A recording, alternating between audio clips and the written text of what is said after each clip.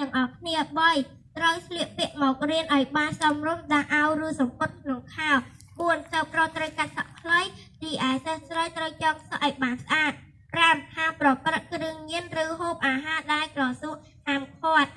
6ត្រូវចេះសម្អាតខ្លួនឲ្យស្អាតជាប្រចាំ3អំពីការសិក្សា1ប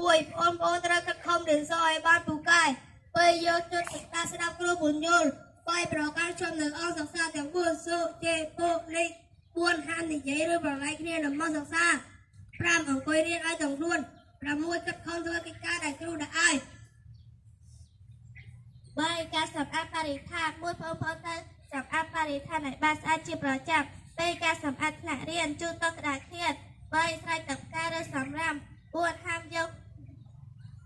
ថង់ផ្លាស្ទិកឬប្រអប់ស្នាចូលក្នុងសាលា5ហាមយកទឹកឬអាហារចូលក្នុងថ្នាក់6ថ្ងៃនេះថ្ងៃស្អែកខ្ញុំមិនប្រើថង់ផ្លាស្ទិកទេ4ការផ្លាស់ប្ដូរឥរិយាបថ1ចេះផ្លាស់ប្ដូរ